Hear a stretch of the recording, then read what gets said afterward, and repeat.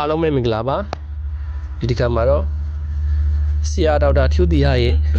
စိတ်ပီစည်းတဲ့အခါဘာတွေလုံးမိတက်လဲဆိုတဲ့ဆောင်းပါးလေးကိုဖတ်ပြပေးမှာဖြစ်ပါတယ်ခင်ဗျာစိတ်ပီစည်းတဲ့အခါဘာတွေလုံးမိတက်လဲ set awareness လို့ပြောလိုက်ရင်ကိုယ်ဝါသနာကိုသိရမယ်ကိုယ်အားတာချက်အားနည်းချက်ကိုသိရမယ်ကိုယ်ဘာဖြစ်ချင်လဲသိရမယ်စသဖြင့်ဘဝတိုးတက်ရေးနဲ့ပတ်သက်လို့ပဲသိရမှာမဟုတ်ပါဘူးစိတ်ကျန်းမာဖို့အတွက်လည်းလိုအပ်ပါတယ်ကိုယ်စိတ်နဲ့ပတ်သက်လို့သိထားရမှာတွေအများကြီးရှိပါတယ်အဲ့ဒီထဲမှာမဖြစ်မနေသိဖို့လိုတာတစ်ခုကတော့စိတ်ဖိစီးလာရင်ဘာတွေဖြစ်လာသလဲဆိုတာပဲစိတ်ဖိစီးမှုရဲ့တက်ရောက်မှုတွေက၃မျိုး၃သားရှိပါတယ် physical effect ရုပ်ပိုင်းဆိုင်ရာ mental effect စိတ်ပိုင်းဆိုင်ရာနဲ့ behavioral effect အပြုအမူပိုင်းဆိုင်ရာဆိုပြီးခွဲပြောကြပါတယ်တခုစီတော့အသေးစိတ်မပြောကြတော့ပါဘူးကျွန်တော်စိတ်ဖိစီးလာရင်ဖြစ်လေလုံးလေးရှိတာတွေကိုပဲဆက်ပြောသွားပါမယ်1အစာစားခြင်း stress eating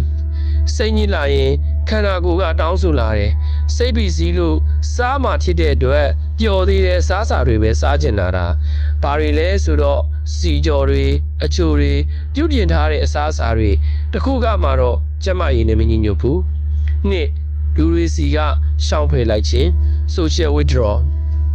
တယောက်တည်းပဲနေကျင်တော့တယ်ဘယ်သူနဲ့မှစကားမပြောချင်ဘူးဘယ်သူစာမှပြန်မချစ်ချင်ဘူးဖုံးဆက်လည်းမကိုင်းချင်ဘူး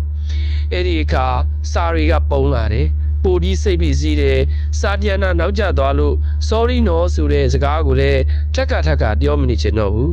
ကိုမလုပ်ပေးနိုင်ကြောင်းညင်းရမှလည်းအရန်ခက်တယ်ဒီလိုနဲ့ gosh လို့တလို့ဖြစ်သွားတွေလည်းအများကြီးရှိတယ်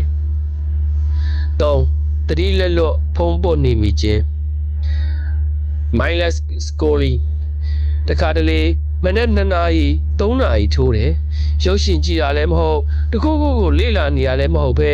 အဆုံးမရှိတဲ့ social media feed တွေကိုထိုင်ကြည့်နေတာဒါတွေလုံးမိတီးသွားတဲ့အခါစိတ်ပျော်သွားလားဆိုတော့မပျော်ဘူးပိုဆိုးလာတယ်တပူပေါ်နှစ်ပူဆင့်လာတဲ့သဘောငါဒါတွေစာမီဒီယာမီ Messenger မှာစာတွေအများကြီးဝင်နေပြီးငါတနေကုန်အချိန်ဖြုံးမိနေပြီးဆိုပြီးတော့စိတ်ပြက်လာရောစိတ်ဖိစီးလာပြန်ရင်လည်းထက်ကြည့်လုံးမိတယ်ဒီကာလာကြီးစိတ်မငြိချင်ဘူး positive vibe only ပဲဆိုဒီလေလုံနေလို့မရဘူးလေအဲ့ဒါဆိုအတ္တသမားဖြစ်သွားမှာပေါ့သူများဘူးကိုယ့်အပူလုံးတဲ့ကမှသာလူပီသားစီတာမဟုတ်လားဆိုတော့ကျွန်တော်ဘယ်လိုပြန်ထိန်းသလဲဘယ်နည်းတွေကအလုပ်ဖြစ်သလဲဆက်ပြောပြပါမယ်1ကျမ်းမာသေးတဲ့အစားအစာတွေနဲ့အစားထိုးတယ်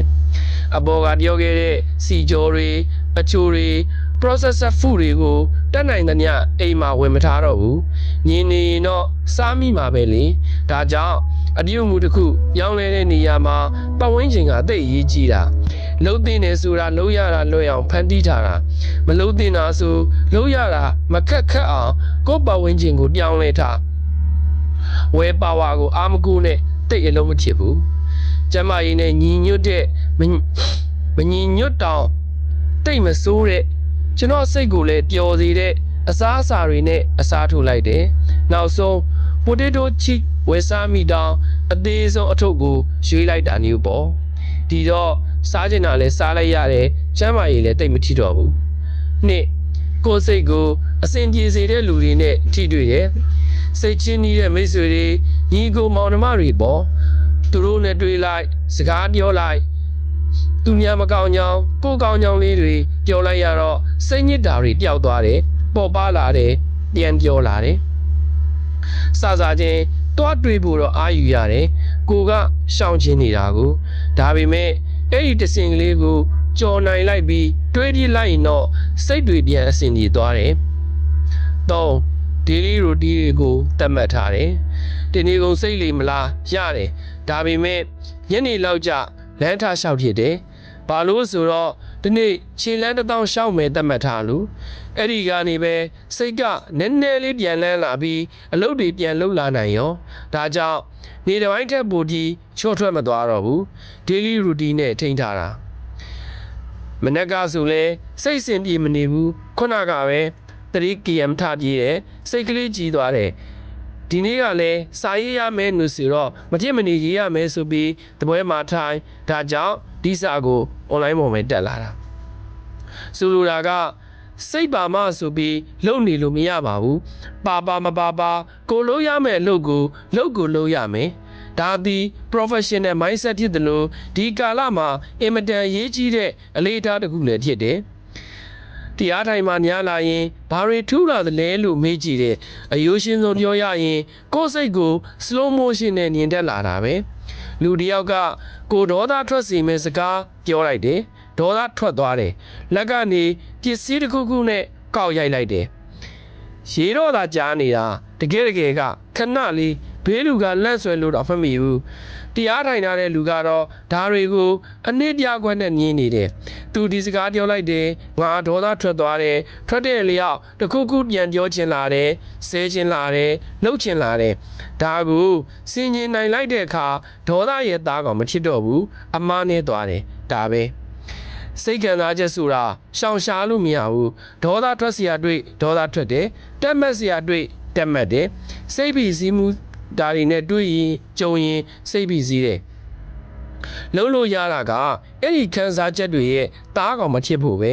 ဒါကြောင့်ဒေါသမထွက်တဲ့သူဆိုတာမရှိဘူးဒေါသတစ်ခါထွက်ရင်4ရက်လောက်ကြာတဲ့သူရဲ့4မိနစ်လောက်ကြာတဲ့သူရဲ့4စက္ကန့်လောက်ပဲကြာလိုက်လို့ဘေးလူတောင်တတိမထားမိတာမို့ဒီလူကဒေါသမထွက်တတ်ဘူးဆိုပြီးအထင်ခံရတဲ့သူရဲ့ပဲခွာကြတာစိတ်ပြီးစီးမှုလည်းဒီလိုပဲဘယ်သူမဆိုရှိပါတယ်ကိုအပြစ်လည်းမတင်နဲ့လွတ်လည်းမထားနဲ့ပျက်စီးသွားတဲ့အသေးဟာမနေ့ကတောက်လိုက်တဲ့အရက်တစ်ခွက်ကြောင့်မဟုတ်ဘူးထွက်နေတဲ့ဘိုက်ခောက်ကလည်းမနေ့ကစားလိုက်တဲ့စီကျော်တစ်ဖက်ကြောင့်မဟုတ်ဘူးတောက်လျှောက်လုပ်ခဲ့တာတွေရဲ့အကျိုးဆက်ပဲဒါကြောင့်စိတ်ပြီးစီးလို့စိတ်ညစ်လို့နဲ့တနေ့လုံးမိနေတဲ့အရာတွေကခုချက်ချင်းတော့မသိတာသေးဘူးရေရှည်ကြပြဿနာပေးလာလိမ့်မယ်ကိုယ်တိုင်ကိုရောမိသားစုကိုရောဒီအတွက်အရန်လဲလွတ်မထားနဲ့လို့ပြောတာစိတ်ညစ်စရာတွေကတော့ရှိနေတာပါပဲခေတ်ကာလကြောင့်မဟုတ်လဲတကိုးစားဘဝမှာလဲစိတ်ပင်ပန်းရတဲ့အချိန်တွေရှိတာပဲအဓိကကဒီလိုတွေခံစားလာရရင်ငါဘာတွေဖြစ်လာသလဲငါဘာတွေလုံးမိသလဲတီးဖို့နဲ့အဲ့ဓာတွေနေရာမှာကောင်းတဲ့အရာတွေစိုးတယ်ဆိုရင်တောင်အစိုးတတ်တာစီမဲ့အရာတွေနဲ့ဘလို့အစားထိုးမလဲဆိုတာစဉ်းစားပြင်ဆင်ထားဖို့ပါပဲခင်ဗျာအားလုံးကိုကျေးဇူးတင်ပါတယ်